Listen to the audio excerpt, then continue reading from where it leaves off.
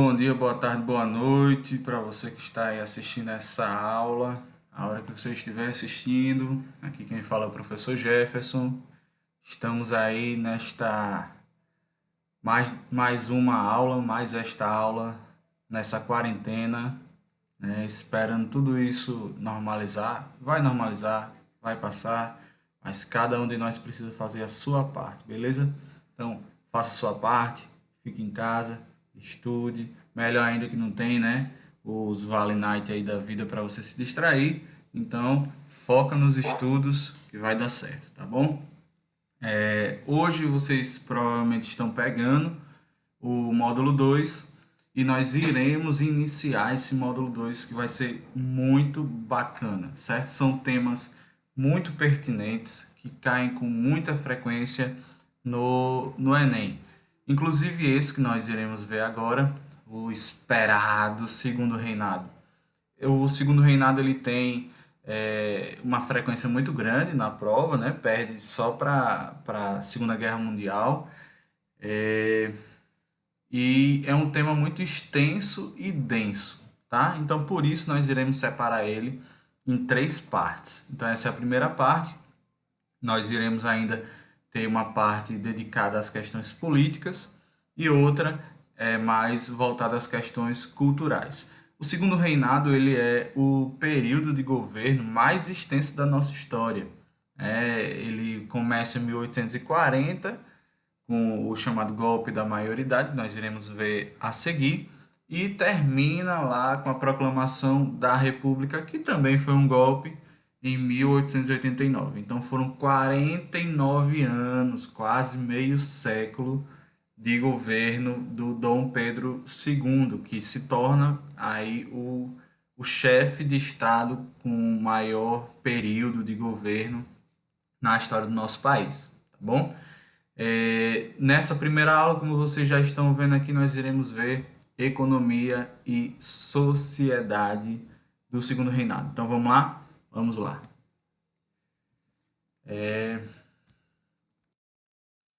Para a gente iniciar, né, e mergulhar mais profundamente na economia e na sociedade do segundo reinado, nós iremos refletir um pouco sobre o golpe da maioridade. O que foi esse golpe da maioridade, né? Quais os agentes envolvidos nesse golpe da maioridade. Para isso, a gente precisa retornar um pouquinho no tempo, lembrando da abdicação de Dom Pedro I, né, em 1831. Pedro II tinha apenas 5 anos de idade e, segundo a Constituição Imperial, ele só poderia assumir o trono aos 18 anos de idade. Nesse interim, foi instituída uma regência, né, que seria esse governo, enquanto o príncipe, né, o então imperador consorte, né, ele não teria condições de idade de assumir o trono. Então, o que acontece durante essa regência, nós estudamos bastante isso, é um período de grande instabilidade política e com grandes riscos de fragmentação territorial. Nós iremos ver rebeliões no Brasil inteiro de norte a sul, com ideais diversos, né? Movimentos populares, movimentos coordenados por elites, mas todos movimentos que tinham como interesse ou se separar do Brasil, ou contestar a ordem vigente, ou mesmo, no caso da Sabinada, né, se separar enquanto Pedro II não assumisse. Então, esse contexto de instabilidade política, de instabilidade territorial, né, de riscos de fragmentação territorial, fez com que, principalmente, políticos do Partido Liberal começassem a articular uma emenda constitucional, né, que permitisse que Pedro, né, Dom Pedro II, assumisse o trono mesmo sem a maioridade prevista na Constituição. E aí aqui a gente vê um trecho, né, de uma proclamação feita, né, pelo passo da Assembleia Geral em 1840. No finzinho ele diz, né, brasileiros, estão convertidas em realidade as esperanças da nação. Uma nova era apontou que ela seja de união e prosperidade. Então essa ideia de que a ascensão de Pedro II ao trono, ela atende a um anseio da nação brasileira, ela vai estar presente nesse documento e ela vai estar presente dentro de uma certa liturgia que vai anteceder essa ascensão de Pedro II. Vamos entender um pouquinho mais. Então, essa questão da instabilidade política e o risco de fragmentação territorial que nós falamos, percebam, gente, que essa questão, a preocupação da unidade territorial é um fator de grande coesão das elites. Então, quando se fala de manter a unidade nacional, as elites elas têm meio que um discurso coeso, né? De se unir, apesar das divergências, tá? Então, esses fatores foram um grande mote, né, que possibilitou a ascensão de Pedro II. Iniciou-se, né, e aí houve várias tentativas, né? Essa em 1840 ela não foi a única, né? Houveram outras, né, em 1837, em 1839, né, para que Pedro II se tornasse o imperador. Só que até o momento nunca tinham se efetivado. E em 1839, finzinho ali, mais fortemente em 1840, se inicia uma campanha da maioridade, né? Uma sociedade promotora da maioridade, que depois vai se tornar clube da maioridade, liderados por políticos liberais, entre eles o pai de José Alencar, né, escritor brasileiro. Eles vão começar uma campanha de antecipação legal da maioridade de Dom Pedro II para que esse pudesse assumir o trono brasileiro. Só que eles vão encontrar uma resistência dentro da própria elite política dos que se chamavam palacianos, que seriam políticos conservadores que tinham grande influência sobre a família real e sobre o Dom Pedro II e que exerciam, digamos assim, um poder mais considerável no período da regência, né? Entre esses palacianos, eles seriam aliados do regente Araújo Lima, que no momento era o regente que estava comandando a regência. Então, esses palacianos eles tinham uma certa reserva, né? Eles não apoiavam de início, né? E durante muito tempo resistiram à proposta da antecipação da maioridade. Já esse clube da maioridade, não, eles começaram uma campanha. E essa campanha, ela tinha dois aspectos interessantes, né? Ela tanto criava uma liturgia para esse imperador, que o que é essa liturgia do imperador, né? Conta-se a história que em uma festa religiosa, Dom Pedro II estava chegando na igreja e o regente Araújo Lima recebeu Dom Pedro II na porta da igreja, se curvou e beijou a sua mão. Tudo isso, né, orquestrado, obviamente, né, pelos bastidores políticos e tudo, significou um grande símbolo de submissão política, né, das elites políticas, ali, das autoridades políticas, à figura do imperador. Então, o imperador, que era uma criança, ele vai sendo revestido dessa imagem, né, de governante, do direito divino, né, como Dom Pedro I foi revestido, né, dessa solução para os problemas do Brasil, Dom Pedro II ele também vai ser revestido desse ideal político de solucionar os problemas do Brasil, mas também dessa figura áurea, dessa figura augusta, divina, do qual é cercado por uma série de atos, né, de simbólicas que vão reforçando a figura do imperador, a figura do chefe da nação, né, do chefe do império. Junto a isso, junto a essa liturgia política, digamos assim, né, em torno do imperador, e aí a gente vê essa imagem que eu tenho aí no slide também, Dom Pedro II, em 1837, se eu não me engano é esse quadro, ele já é pintado como imperador, com roupa de gala, né, de honra militar, com as insígnias, né, da liderança militar. Então, faz parte dessa liturgia, mostrar que nós temos o imperador, viu? Não esqueça não, nós temos o imperador, e esse imperador é Dom Pedro II. Junto a essa liturgia política, né, e aí a gente lembra um livro bacana demais, que fala sobre essas relações políticas, né, sobre essa relação simbólica, que é a Sociedade Corte de Norbert Elias, que ele fala sobre a Corte de Luís XIV, que aí os conceitos eles se aplicam às cortes do mundo inteiro, ao meu ver, né? E até hoje, né? Existe um valor nessas relações simbólicas, né? Então, um aperto de mão, um deixar passar, um rejeitar o aperto de mão e dar um cotovelo, né? Tudo isso tem uma simbólica política por trás também, né? Mas, além disso, nós temos uma, uma orquestração de um movimento popular que busca legitimar essa ascensão de Dom Pedro II, que é o que vai se chamar, né, aqui embaixo, a aclamação do Campo de Santana, que é um momento em que um senador liberal vai até a casa onde Dom Pedro II está, diz a ele, né, nós queremos te aclamar imperador. Você quer agora ou quer esperar completar 15 anos? E aí Dom Pedro II teria dito, quero já. E aí ele é levado para o Campo de Santana e lá já existe 8.000 pessoas esperando por Dom Pedro II cantando a seguinte marchinha. Queremos Pedro II, ainda que não tenha idade. A nação dispensa a lei, viva a maioridade. Então esse movimento popular, ele é orquestrado, ele é manipulado com a finalidade de dar à ascensão do Pedro II um caráter de aclamação popular. Então, alguns cronistas, historiadores da época vão dizer que a ascensão de Dom Pedro II, na verdade, foi e aí o passo da Assembleia Geral diz isso, que foi fruto da aclamação do povo, da nação brasileira. Mas não, não foi, certo? Essas pessoas estavam lá, houve uma espécie de um abaixo-assinado, mas de forma alguma representava o anseio da nação inteira.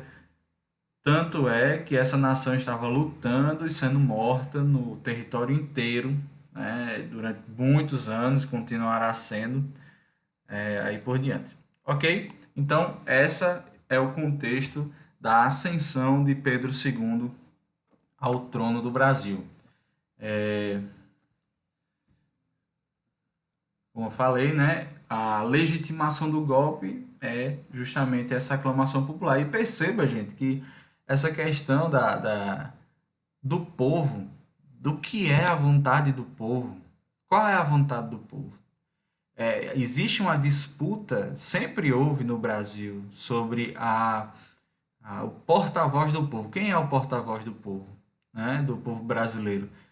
O que é que o povo quer? Né? E a luta por essa legitimidade da população, do apoio popular, é uma questão extremamente polêmica, extremamente complexa e que permeia a atualidade, o que a gente está vendo no Jornal Nacional, nas redes sociais hoje em dia, certo? Não é de hoje, não é de hoje, nada é de hoje. Aqui uma imagem muito interessante da coroação de Pedro II, né, pintada por Manuel Araújo, de 1845. A gente vê essa imagem, ela é muito interessante porque a gente vê os papéis sociais bem escritos nele, né? Nós temos aqui embaixo, né, o clero, lembrando do padroado. Nós temos uma grande, um público, né, aqui grande. Nós temos aqui membros da nobreza, né, da elite, aqui um que poderia ser um cardeal, um bispo primaz, algo desse tipo, da hierarquia da igreja. E aqui nós temos Pedrinho, no auge dos seus 15 anos de idade, 14 e pouco, né, já pintado como um homem, já pintado com porte realmente de homem feito. Por quê? Porque não é interessante pintar um imperador criança. Ele é um homem. Alguns historiadores dizem até que as pessoas meio que forçavam a barra, de botar uma barbinha nele, para dizer que ele já era homem feito. Ok? Vamos lá para o aspecto econômico. Gente, botar para cá para a gente ter acesso a toda a informação. O café, pessoal, o café ele é um produto muito importante para a economia do Brasil no Império e também na República. A gente vai falar sobre o café aqui no Império, vamos falar sobre o café na República Velha, até ali a República do Café com Leite, aí chega o golpe de 30, mas o café é importante até hoje, a gente vai ver mais na frente, tá? O café ele é considerado ouro verde. E aí eu trouxe para vocês um trecho de um livro de Monteiro Lobato, de 1922, já, né, na República Velha, mas que ele fala sobre o café e ele faz uma breve reflexão histórica sobre o café. Então ele diz assim: a quem viaja pelos sertões do Noroeste paulista empolga o espetáculo da pré-amar do café. A onda verde nasceu humilde em terras fluminenses, tomou vulto desbordando para São Paulo e fraudejando a mantiqueira, veio morrer detida pela frialdade do clima, à orilha da Pauliceia. Mas não parou, foi espraiar-se em Campinas, veio sorrir ali ao pisar esse oásis, que é o Oeste Paulista, e arrancou de vez para sempre em sua casa. E arranchou de vez para sempre em sua casa. Muito interessante, gente, porque ele traz aí justamente esse itinerário que o café vai fazer nos lugares onde vai ser cultivado com maior intensidade. Antes disso, uma análise dessa imagem aqui de Cândido Portinari, 1934, mas é interessante, gente. Cândido Portinari, ele é filho de imigrantes, né?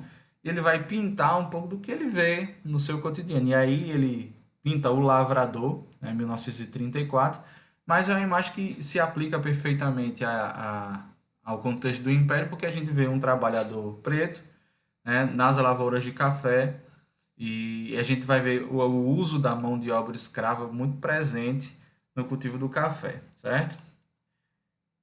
Vou trazer para cá porque aí a gente vai ver alguns dados também. Então, Monteiro Lobato ele fala das terras fluminenses, né, onde foi humilde nessa região, e o Oeste Paulista, onde arranchou de vez para sempre em sua casa, né? Ou seja, veio sorrir, veio, ali floresceu com força, né?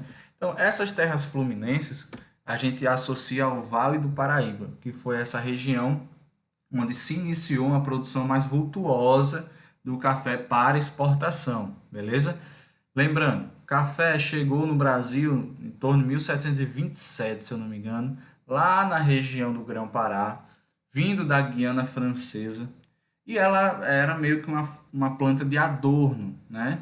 Depois, com a crise do café das colônias francesas, vai acontecer um aumento da produção aqui no Brasil por conta de demandas do exterior que nós iremos ver nos próximos slides.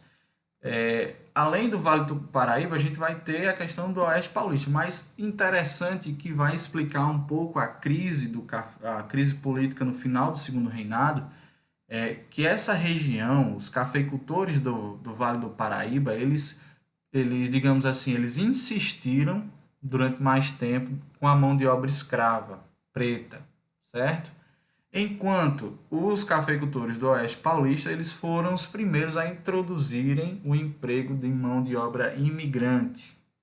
Então a gente vai ver essa diferença que lá na frente, quando toda a campanha abolicionista, quando a princesa Isabel assina a Lei Áurea, é a elite cafeira do Rio de Janeiro que vai romper relações políticas com a coroa e apoiar o golpe da República, certo? Porque o Oeste Paulista gradativamente ele vai meio que diminuindo a mão de obra escrava, e a gente vai ver, né, por causa da campanha abolicionista, as leis abolicionistas, o preço do escravo africano ele vai ficando cada vez maior, então é muito mais rentável trazer imigrantes. Além de uma questão de eugenia, que a gente vai ver mais na frente. Então, café. Gente, vejam só, que imagem interessante. Toda vez que a gente fala de café, a gente fala dos barões do café, a gente pensa logo, né, naquele dono de fazenda, né, muito uma permanência da estrutura fundiária e social do ciclo do açúcar, né, transferido para o Sudeste.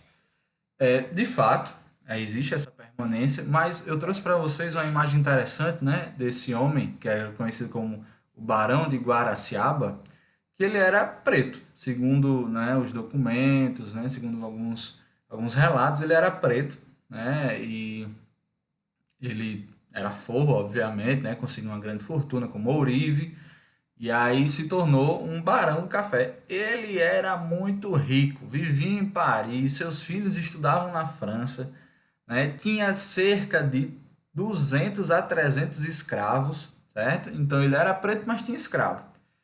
A ideia, gente, justamente de que essa sociedade ela é complexa e a questão da escravidão ela é complexa porque ela não é muitas vezes, né? Óbvio que houve alguns movimentos étnicos como a revolta dos malês, mas a maioria dos escravos eles não se olhavam uns para os outros e diziam, oh, nós somos a mesma coisa, né? O movimento negro atualmente ele tem essa tentativa de criar essa identidade preta, né? De irmãos, né? Nós somos pretos, pá, não sei o quê. Mas nem na época da escravidão, os pretos, né? Os escravizados, eles conseguiam ter essa unidade, essa identidade.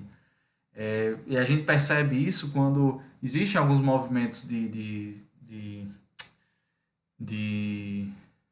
contra a escravidão, né? De resistência, como a Revolta dos Malês, onde haviam alguns os chamados malês e haviam os outros, né? Os outros escravos. E aí existia essa diferença, né? E existe uma documentação de um engenho, se eu não me engano, é na Bahia, agora eu esqueci onde é, que os escravizados eles fogem do engenho, vão para a mata, fazem uma carta, mandam para o senhor de engenho dizendo o seguinte: olha, é o seguinte, a gente quer melhoria na condição de trabalho, a gente quer uma canoazinha, a gente quer poder bater um tamborzinho, a gente quer um pedaço de terra, né, para a gente plantar, mas é só para a gente, não é para os guinés.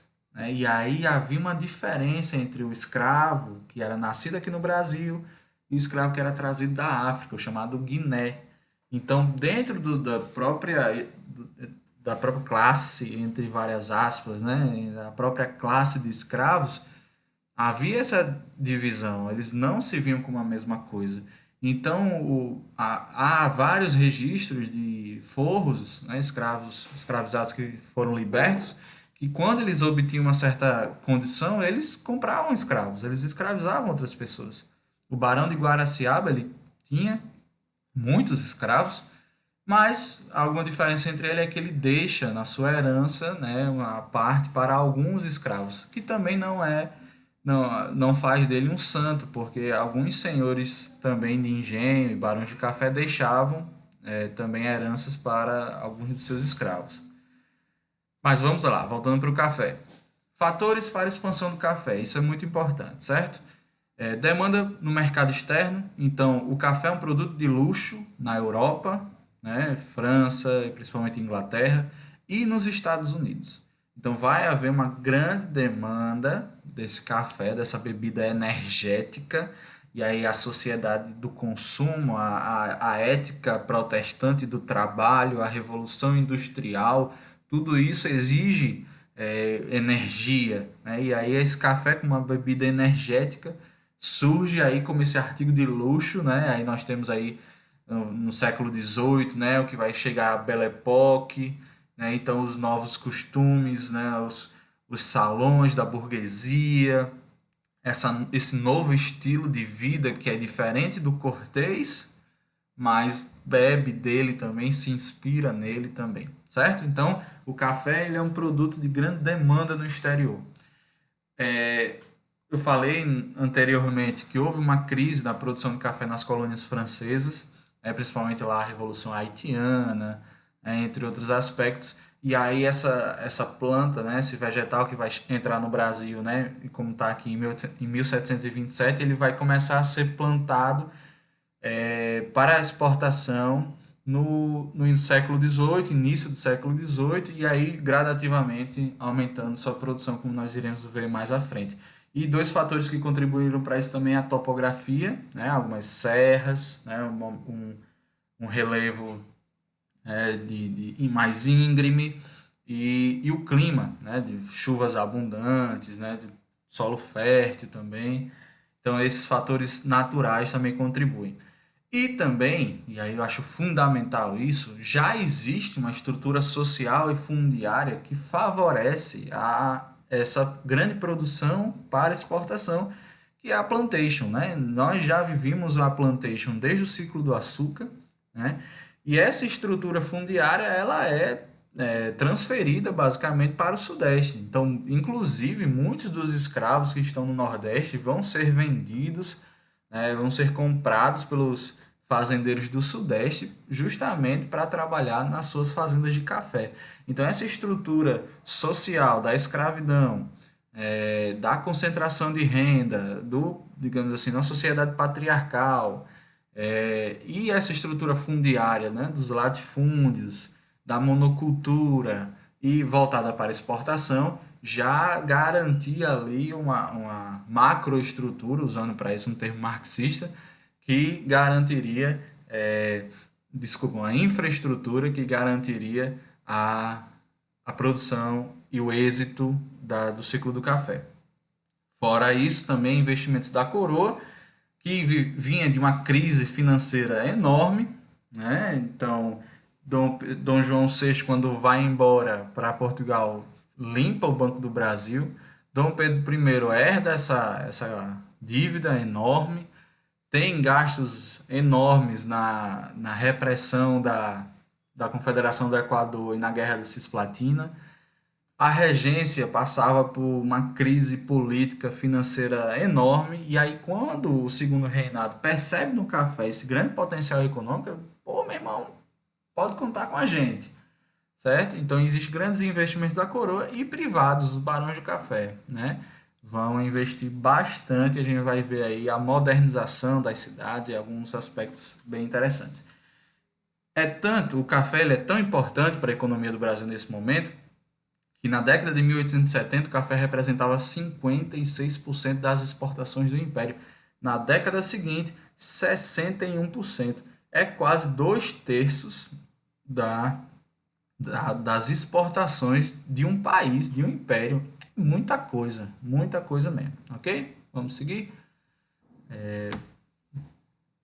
Sim, aí um dado interessante. Nessa estrutura social e fundiária, né, e aí ainda considerando essa relação dos senhores com os escravos, a gente precisa também lembrar o seguinte, dentro desse contexto do café, principalmente, no ciclo do açúcar também, mas no do café também, e com mais força, vai haver a questão da brecha camponesa. E a brecha camponesa ela é um elemento interessante para a gente refletir. O que é a brecha camponesa?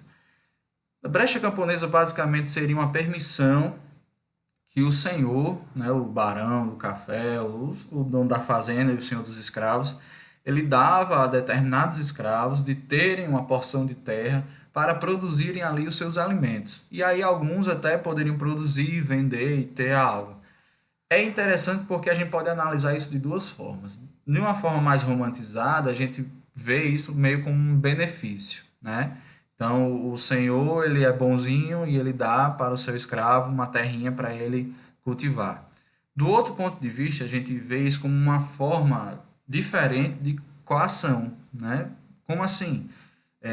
Com essa brecha camponesa, eu diminuo os meus custos com a alimentação desses escravizados. Com essa brecha camponesa, eu crio uma desigualdade entre esses escravizados. E eu ganho a questão da submissão, agora não uma submissão por medo, mas uma submissão por gratidão. E essa submissão ela é muito mais efetiva, essa submissão por gratidão, certo? E aí o que vai se perceber através dos documentos é que exatamente por causa dessa brecha camponesa, o lucro dos cafeicultores vai aumentar muito mais, porque eles não tinham preocupação em alimentar mais os seus escravos. Eles que se virassem para plantar e colher e se alimentar. Mas eles davam condições disso? Não. Os escravizados precisavam primeiro bater a meta do trabalho para depois se dedicar às suas terras. Então era trabalho em dobro, parceiro, né? Outra coisa importante, gente, essa questão da produção do império é o beneficiamento do café. O que é o beneficiamento do café? É justamente pegar o grão que vem da natureza e torná-lo o café que a gente conhece, né? Torrar ele, secar, descascar. E esse beneficiamento do café ele é interessante porque não existe uma técnica padrão para isso. Então a gente vai ver várias fazendas com estratégias diferentes que até isso vai gerar depois até um problema na produção mesmo, certo? Vamos lá, seguindo. Então, o café ontem e hoje. Vejam aqui esse gráfico que eu trouxe para vocês do livro O Escravismo Colonial, de 2001. ele traz uma média, né, da produção em toneladas de café de 1821 a 1890, então do início do Império ao final. Percebam que é uma constante ascendência, né? Então, em 1821 nós teríamos aí 190 milhões de toneladas, termina em 1890 com 3 milhões e 3, desculpa, 190 mil toneladas em 1821 e termina no final do Império em 3 milhões e quase 200 mil toneladas. E aí vai entrar para a República ainda em ascendência. Percebam que existe uma política pública de incentivo e também todo um foco, né, da elite agrícola brasileira no cultivo do café, porque existia essa grande demanda, certo? Então era lucro certo. E aí, trazendo para hoje, né, eu trouxe um dado mais confiável e atual que eu encontrei, foi do Sebrae de 1900, desculpa, do ano 2009, que mostra o Brasil ainda na primeira colocação como produtor de café no mundo. Mas percebam, o Brasil hoje, em primeiro colocado, produz 2.440.000 toneladas de café, quase 1 milhão a menos do que no final do século XIX. Então a gente percebe que no século XIX existe essa disparada da produção do café justamente porque era muito rentável. E aí a gente vem para as transformações econômicas que esse café proporciona para o Brasil no período do Segundo Império. Nós temos aqui no nosso slide a figura de um empresário brasileiro que, oh meu Deus do céu, se houvesse, né? Se alguém se inspirasse nele. O Barão de Mauá. Barão de Mauá foi um dos homens mais ricos da história do Brasil. Alguns historiadores estimam que a fortuna dele chegava a ser maior do que o cofre do império, né? Alguns estimam que a fortuna dele chegou a 150, não, 115 mil contos de réis. E o cofre da coroa, né, chegaria no máximo 100 mil réis. Então o cara era mais rico do que o império, né? Então, só para você ter uma noção. Mas vamos lá. Então, que transformações foram essas? O café ele gerou um grande acúmulo de capital, né? Se produzia muito, se vendia muito, era muito dinheiro e houve esse acúmulo. Junto a isso, a coroa fez alguns empréstimos junto a bancos britânicos, como sempre, né? E esse capital ele começou a ser aplicado numa infraestrutura para favorecer ainda mais essa produção do café. Então, essa infraestrutura era para o escoamento da produção. Lembrando que nós temos o Oeste Paulista e o Vale do Paraíba, que precisavam escoar sua produção para portos. Então, o que vão ser construídos? Linhas férreas, né? E a linha férrea não apenas como um aspecto econômico, a gente não vai pensar só a linha férrea como aspecto econômico para favorecer o escoamento da produção, mas como um aspecto ideológico. A linha férrea, ela é o símbolo do progresso, ela é o símbolo da tecnologia, ela é o símbolo da nova era, ela é o suprassumo, é o avião supersônico de hoje. A nave espacial, era a linha férrea na época. Então, instalar uma linha férrea no Brasil não era só para aqui economia, não, era também um ato cultural, ideológico, propagandista, né? Então, linhas férreas, portos e estaleiros, né? Então a linha férrea ligava a zona da produção do café aos portos, né? E aí a gente vai ver dois portos principais, né? O porto ali de Mauá, no Rio de Janeiro, e o Porto de Santos, que até hoje é um dos portos mais importantes do Brasil, né? Estaleiros, como o que o próprio Barão de Mauá vai construir para construir navios, inclusive ele vai construir os navios para a Guerra do Paraguai, vai construir canhões para a Guerra do Paraguai, a guerra que ele chamava de Guerra Maldita, né? Bancos, Barão de Mauá vai criar um banco, né? Lembrando que o Banco do Brasil estava praticamente quebrado, falido, ele vai criar um outro banco, né? Também chamando Banco do Brasil, né? O bicho era ousado, meu amigo.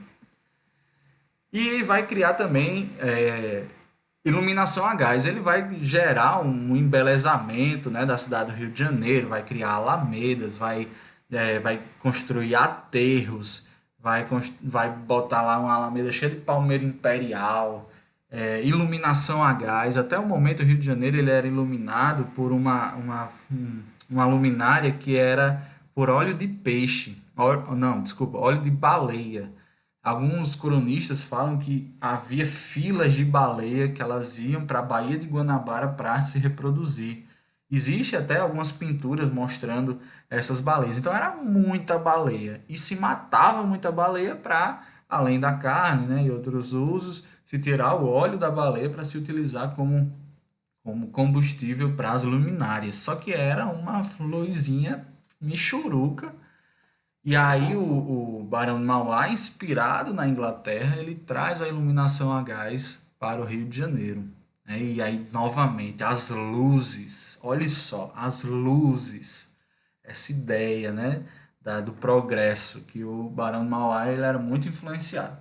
A indústria, e aí a gente vai pensar uma indústria que é não uma indústria de base, não uma indústria de bens de consumo, mas uma indústria que vai atender a demandas tanto da produção do café como em alguns aspectos do governo, né? Como eu falei, a construção de embarcações, de armas, a indústria de beneficiamento do café. A gente não vai ter uma indústria têxtil, a gente não vai ter uma indústria metalúrgica, isso aí só vai vir muito depois, né? Essas linhas férreas, né? Duas principalmente, a Estrada de Ferro de Petrópolis e a São Paulo Rail Company, elas ligam, né, esses portos de Mauá e de Santos à zona de produção do café. Um aspecto importantíssimo, gente, com relação à indústria é a aprovação da tarifa Alves Branco. Lembrem-se, lá 1810, Tratado de Comércio que favorece a Inglaterra, beleza? A Inglaterra pagava menos impostos até mesmo do que Portugal, que na época ainda era nossa metrópole. Em 1844, né, o Manuel Alves Branco, ele vai aprovar essa lei que ele taxa os produtos ingleses com 60%, né, sobre o valor do produto em produtos ingleses que tenham similares aqui no Brasil. Então, por exemplo, eu produzo, vamos botar uma roupa, né, camisa. Eu produzo camisa. Tá chegando uma camisa inglesa. Essa camisa inglesa vai ser taxada com 60%. E isso é uma forma de certa forma, de protecionismo, de favorecer o produtor interno. E se não houver um similar, aqui vai ser taxado com 30%. Isso é um fator de protecionismo econômico e que vai gerar um incentivo à indústria nesse momento da história do Brasil. Contudo, é uma indústria incipiente, é um surto. Né? É um surto porque ele é rápido, ele é efêmero e ele é muito localizado. Ele vai se limitar ali à região de Rio e São Paulo apenas, certo? E esse período de modificações, de modernização, de surto industrial, de criação dessa infraestrutura, muito financiado pelo próprio Barão de Mauá, vai ser conhecido como Era Mauá. E uma das consequências dessa Era Mauá é que vai gerar essa concentração industrial e urbana no Sudeste. Vejam só, hoje nós estamos vendo exatamente isso. As duas cidades onde nós temos o maior número de, de coronavírus, por exemplo, né? Rio e São Paulo, que nós temos as maiores populações do Brasil. E por que nós temos a maior população do Brasil no Rio de São Paulo? Uma questão histórica, certo? De diversas levas migratórias para aquela região, porque ela concentrou historicamente o maior número de bens e serviços do Brasil. Então nós temos lá o maior parque industrial, né, o maior número de indústrias, de empresas internacionais, tudo concentrado lá, porque foi lá onde se iniciou essa concentração urbana e industrial. Então essas cidades elas vão ser as primeiras, digamos assim, a inchar, a crescer, né? Por uma questão econômica. O Rio de Janeiro ele já vinha crescendo porque, enfim, tinha sido a sede da corte, e aí ia crescendo. Mas vejam só que interessante eu trouxe para vocês, né? Um discurso do Barão de Mauá no dia da inauguração de uma das linhas férreas dele, né? Ele foi inaugurar, né, os primeiros quilômetros da linha férrea, e aí ele convidou, né, o Dom Pedro II, ele era vizinho do Dom Pedro II, e diziam que ele e Dom Pedro II tinham meio que uma rixa, né? Na verdade, Dom Pedro II não gostava muito dele, não. E aí o cara, o Barão de Mauá, ele pegou uma pá feita de prata, né, de prata, com o cabo de madeira de jacarandá. Dizem que era cravejado de diamante, então uma obra de arte essa pá, né? E aí ele convida o Pedro II a dar a primeira pasada, né, da obra, né, simbolizando ali a primeira pá de areia para continuar as construções, né? Só, gente, que a gente vive num momento onde a ética do trabalho, ela não existe aqui no Brasil. A nossa elite é uma elite cortesã, é uma elite preguiçosa, é uma elite que não gosta de trabalhar, é uma elite escravista. Então, é indigno para um homem de bem pegar uma pá, é indigno para um homem de bem carregar uma caixa, né? Isso não é digno. Quem fosse homem de bem deveria ter o seu escravo para fazer isso por você. Então, imagine o imperador pegar numa pá, um serviço braçal. O Barão de Mauá, como diz o outro, pegou em merda, né? E aí, ó, esse trecho que interessante. 20 meses são apenas contados desde que vossas majestades honraram com as suas augustas presenças o primeiro acampamento dos operários da companhia.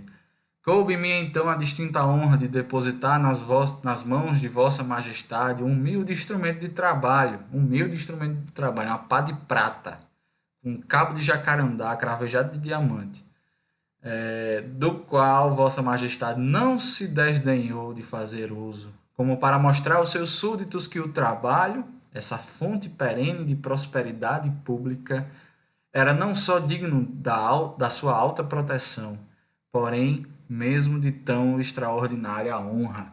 Veja, gente, que o Barão de Mauá ele tem uma relação com o trabalho muito semelhante à ética do trabalho protestante, né? O trabalho que dignifica. Veja, fonte perene de prosperidade pública. É o trabalho que dá essa fonte, né? É o trabalho essa fonte. Então, o Barão de Mauá ele tem uma relação com o trabalho muito positiva. Positiva no sentido filosófico, positivismo, avanço, progresso, certo? Muito importante isso.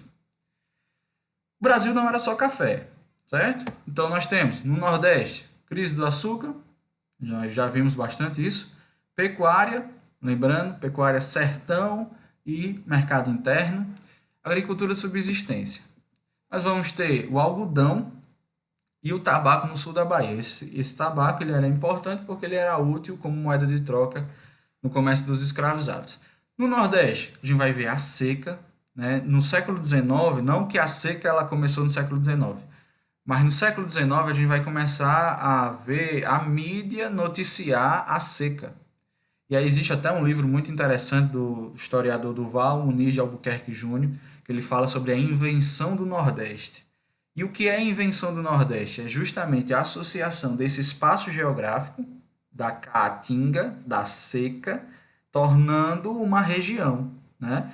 Então, até o século XIX, existe um livro do Evaldro Cabral de Melo, que fala sobre essa relação da capital com o norte. Então, durante muito tempo, e até a década de 1930, no século XX, tudo que era para cima era norte. Nordeste e norte era uma coisa só, era o norte, né? É no finzinho do século XIX, início do século XX, que vai começar a se associar o Nordeste. O que é o Nordeste? O Nordeste é a região da seca, certo? Por mais que não seja tudo seco, né? Igual uma prima minha uma vez chegou para mim, eu pensava que era tudo seco aqui, que vocês andavam no lombo do jumento. Eu sou animal, você não estuda geografia, não é? Estudem geografia, viu, por favor. Então é muito associada a seca com essa produção de identidade, regionalidade, a seca nordeste. Essa seca ela vai gerar um grande êxodo e esse êxodo, principalmente do Ceará, vai para a região amazônica. Nessa região amazônica, nós estará acontecendo um chamado ciclo da borracha. E aí esse ciclo da borracha ele atende novamente uma demanda do mercado externo, né? e vai ser muito rentável, muito rentável. É tanto que Manaus ele vai ser chamada de a Paris dos Trópicos. Essa imagem que nós temos aqui do lado é chamado Teatro Amazonas, que foi construído com dinheiro da borracha e que é esse símbolo, né? E aí novamente, né, aquela colonização francesa, né, que vai acontecer da cultura, ela vai ser representada pela presença dos teatros, né, por essa cultura de elite, né, que vai sendo consumida pelas elites econômicas e políticas do nosso império e que a população ela vai querendo ali, né, pegar o resto. O ciclo da borracha tinha dois processos, né, o de vulcanização e pneumático. Vulcanização deixava a, a borracha mais durinha, né, e o pneumático era aquela revestimento que era usado no pneu de automóveis. E aí o contexto da Revolução Industrial, para compreender isso, é fundamental, certo, gente?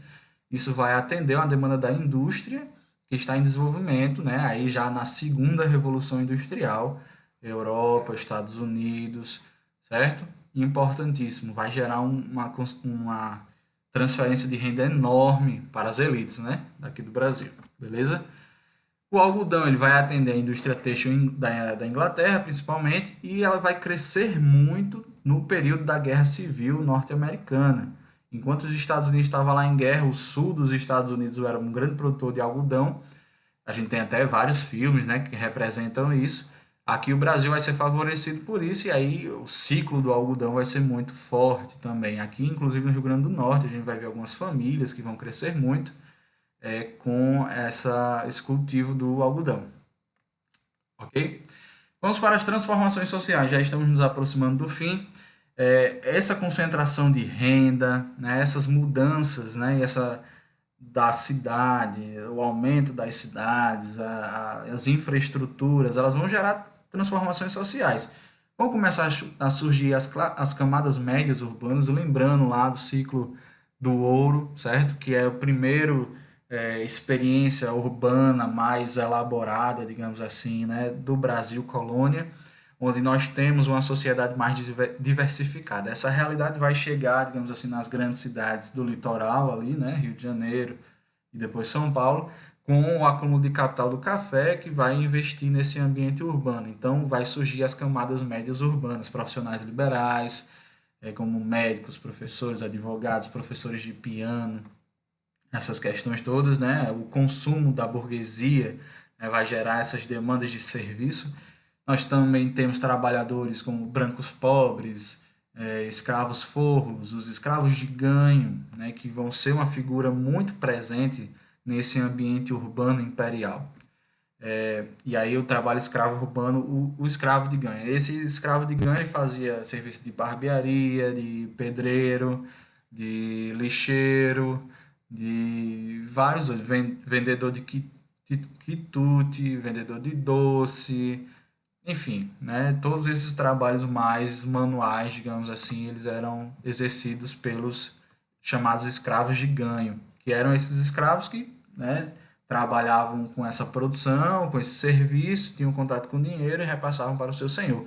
Alguns senhores deixavam uma migalhazinha com o seu escravo. Nós vemos também a colonização, entre aspas, francesa, os novos costumes. Desde o momento que a corte portuguesa veio para o Brasil, vai ver essa presença cultural francesa. Enquanto nós tivemos uma colonização política de Portugal, uma colonização econômica da Inglaterra e depois dos Estados Unidos, nós vamos ter uma colonização cultural da França, que é da cultura francesa, perfume francês, comida francesa, a roupa francesa, a maquiagem, chapezão, as roupas, tudo é imitação, digamos assim, né, da corte francesa, tá?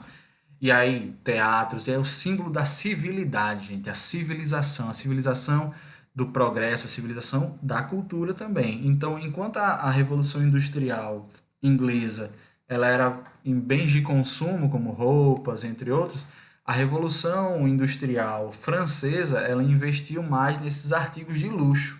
Então, a França ela tinha muitos artigos de luxo, né, como eu já falei, perfume, vasos, essas coisas. Então, os teatros, artes plásticas, música, né? O piano, Maria, o piano era febre, né? Um burguês que não tivesse um piano na sua casa tava fora de moda, tava out, né? E aí ninguém sabia tocar, né? Aí surge a figura do professor de piano, importantíssimo, distinção social, né?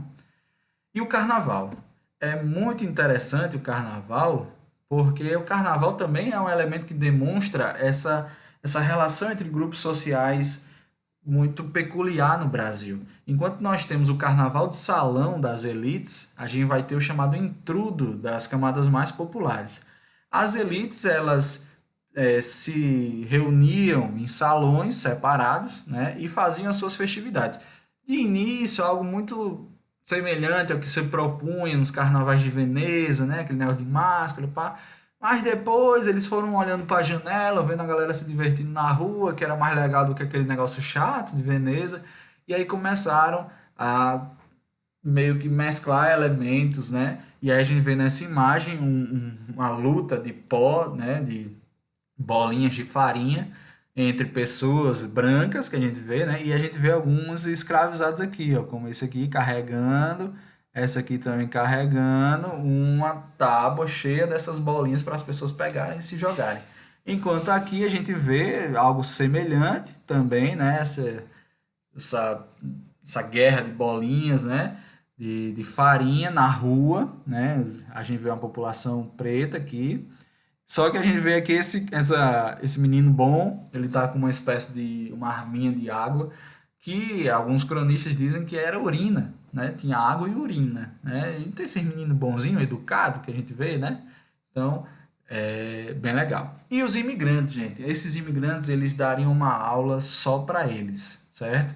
Eu vou tratar deles com mais detalhes, mas em outra aula, mas só para a gente ter aqui o conhecimento, e aí a gente vai aprofundar depois. Esses imigrantes eles vão ser trazidos para o Brasil logo após o início da aprovação das leis abolicionistas. Em 1850 a gente tem a Lei Eusébio de Queiroz, que proíbe o tráfico internacional de escravos, e com isso, principalmente os barões de café de São Paulo, eles vão começar uma política de propaganda para trazer os imigrantes de outros países. E a gente vai ver principalmente italianos, japoneses, alemães. E aí a gente precisa entender o contexto também lá da Itália. A Itália está passando pelas guerras de unificação, então vivendo uma condição péssima, né? Então isso vai atrair muitos imigrantes para São Paulo. É tanto que hoje São Paulo tem o Brás, né, que é um bairro de imigrantes. A gente vai ver uma série de sobrenomes italianos, né, como Portinari, como é, agora me escapou, né? Mas Portinari, Bolsonaro, né? Enfim, vários sobrenomes de origem italiana, né, que vieram para o Brasil nesse sistema. E aí haviam duas formas. O sistema de parceria foi o primeiro, onde havia um financiamento desses fazendeiros para viagem, para hospedagem, só que aí os imigrantes contraíam uma dívida e aí pagavam essa dívida com o trabalho. Isso era um ciclo vicioso, gente. Nunca acabava. Os juros cobrados sobre essa dívida fazia com que eles nunca conseguissem pagar. Eles viviam num regime de escravidão, de semi-escravidão, certo? Com isso, houve a intervenção da coroa e ele se criou um regime de colonato, que era o quê? A coroa, ela meio que bancava os gastos da viagem, os imigrantes eles tinham direito à parte da produção, né, e recebiam alguns, né, uma espécie de salário. Isso garantiu mais eficácia nesse projeto de trazer os imigrantes. Mas, gente, não é apenas uma questão de trabalho, de substituição de mão de obra. Há também a questão da eugenia. Estamos aí, enfim, segunda metade do século XIX, darwinismo social na Europa, frenologia, que é aquela ciência louca que justifica uma superioridade racial. E aí a gente vai ter uma política de branqueamento da população. Já estamos aí discutindo quem é o brasileiro, nós vamos ter outra aula sobre isso. Vamos discutir quem é o brasileiro, né? O brasileiro é o mestiço, o brasileiro é o índio, é o preto, é o branco, ou é o produto disso? Será que o problema do Brasil não é justamente essa mistura? Então a gente não precisa branquear o Brasil. Como é que a gente vai branquear o Brasil? Vamos trazer o europeu para cá. E aí os imigrantes estão dentro dessa ideia de branquear o Brasil, certo? Mas nós iremos nos aprofundar na próxima aula. Aqui um cartaz dessa propaganda do Brasil, né, lá na Itália. Meu italiano é horrível, mas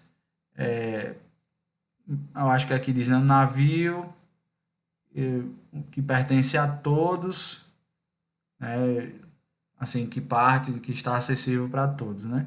Aí venha construir o vosso sonho com a família, né? Então, o Brasil era um sonho, o Brasil era vendido como um sonho para aqueles italianos que estavam no meio de uma guerra morrendo de fome, né? Então, muitos vieram com toda a sua família aqui para o Brasil. Aqui nós temos uma imagem, né, que mostra esse ambiente urbano. Percebam, é uma botica, né? É um lugar onde se vende perfumes. Olha só, perfume. Gente, é uma mudança de comportamento. Enquanto Dom João VI mal tomou banho na sua vida inteira, a gente agora vê uma loja que vende perfume. As pessoas estão preocupadas agora em cheirar bem. Por quê? Produto dessa colonização cultural francesa, né? Os franceses eles usam perfumes. Agora os brasileiros também usam perfumes. Interessante essa imagem central aqui. A gente vê um homem preto, bem vestido, com chapéu, viu? Importante, distinção social, chapéu. Mas o que o faz escravo? Ele não usa calçados. Isso é importante, tá certo? Para finalizar, lei de terras. O que é a Lei de Terras? A Lei de Terras ela é aprovada em 1850, no mesmo ano da Lei Eusébio de Queiroz, e a relação entre elas não é ocasional. A Lei de Terras, como diz aqui o artigo 1º, né, ficam proibidas as aquisições de terras devolutas por outro título que não seja o de compra. Então você não podia obter terras se não fosse comprando. E como é que se obtia terras antes dessa lei? Doação da coroa, vamos lembrar lá da capitania hereditária, da sesmaria, tá? Herança, capitania hereditária, né? Ou ocupação. Isso aconteceu muito, por exemplo, no ciclo do ouro, tá? As pessoas iam, ocupavam aquela terra, não é minha aqui, ó, estou ocupando, é minha, tá? Essa lei ela vai dizer agora, não, não pode, você tem que comprar, você tem que registrar, e isso é muito importante. Então, você só podia adquirir uma terra se fosse comprando. Se você fosse imigrante, você só poderia fazer isso depois que estivesse no Brasil durante no mínimo 3 anos, para você não ter uma terra e depois ir-se embora. Depois que você tivesse essa terra, para você provar, você tinha que registrar essa terra nos registros paroquiais. E por que eles fizeram isso, gente? Nós estamos aqui num contexto de grandes levas migratórias de imigrantes vindo para o Brasil e de escravos alforriados. Então, temos imigrantes e escravos, né, pessoas livres, né, forras, né, alforriadas. Então, essas pessoas que não tinham condições financeiras inicialmente, elas poderiam ocupar essas terras que no sertão do Brasil, né, ali no interior do Brasil, abandonadas. Até hoje, 16% das terras do Brasil que pertencem à União não tem uso nenhum, certo? Não são nem reserva indígena, nem propriedade privada, nem cidade, nem nada. 16%, certo? Mas não pode ocupar, você tem que comprar, tá? Então, essa lei ela impede que pessoas sem recursos obtenham terras, certo? E aí, pessoas sem recursos, leia-se pretos, forros e imigrantes, ok? E essa lei foi um produto das pressões das elites agrárias sobre o Senado, né? Representadas no Senado, obviamente, e sobre o imperador, para que ele aprovasse, ok? E foi no mesmo ano da Lei Eusébio de Queiroz, não à toa. Para a gente finalizar de vez essa questão, aqui, vinham-se de cima as casas acavaladas umas pelas outras, formando ruas, contornando praças. As chaminés propiciavam a fumar, principiavam a fumar, deslizavam as carrocinhas multicores dos padeiros, as vacas de leite caminhavam com o seu passo vagaroso, parando à porta dos fregueses, tilintando o chocalho. Os quiosques vendiam café a homens de jaqueta e chapéu desabado. Cruzavam-se na rua os libertinos retardios com os operários que se levantavam para a obrigação. Ouvia-se o ruído estalado dos carros de água, o rodar monótono dos bondes. Aloysio Azevedo, em Casa de Pensão. O trecho retirado de romance escrito em 1884 descreve o cotidiano de uma cidade no seguinte contexto. Então, esse romance ele descreve o contexto da cidade da seguinte forma: a convivência entre elementos de uma economia agrária e os de uma economia industrial indicam o início da industrialização no Brasil no século XIX. Bonito. A gente vê aqui ele falando de vacas, a gente falando de... Principalmente a vaca, que ele dá uma ênfase maior, né?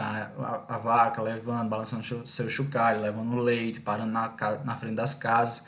Então, a economia agrária ali, né? Da produção do leite, o café, o padeiro. Então, bem bucólico com isso, né? Da cidade, essa cidade também que no finzinho do século XIX mostra esse aumento da cidade, esse inchaço da cidade junto com a industrialização. Então, letra A, bonita. Letra B. Desde o século XVIII, a principal atividade da economia brasileira era industrial, como se observa no cotidiano descrito. Não, certo? Nem do século XVIII e ainda vai demorar. C. Apesar da industrialização ter se iniciado no século XIX, ela continuou a ser uma atividade pouco desenvolvida no Brasil. De fato, né, ela inicia-se no século XIX, mas ela é um surto, certo? Depois ela nem vai ser uma atividade, né, digamos assim, muito rentável. Ela vai só atender a demandas do café. Tá? Letra D. Apesar da industrialização, muitos operários levantavam cedo porque iam diariamente para o campo desenvolver atividades rurais. Também não. Letra E. A vida urbana, caracterizada pelo cotidiano apresentado no texto, ignora a industrialização existente na época. Não ignora, certo? Está presente. Justamente a vida urbana ela é um produto desse aumento da industrialização, certo? Então, para isso, letra A. Beleza? É isso, galera. Foi a nossa primeira aula sobre Segundo Reinado. Recebam aí o material, dê a revisada, qualquer dúvida, tamo junto. No final das aulas sobre o Segundo Reinado, irei disponibilizar para vocês um mapa mental e uma lista de exercícios. Valeu? Deus abençoe, um grande abraço a todos. A gente se vê.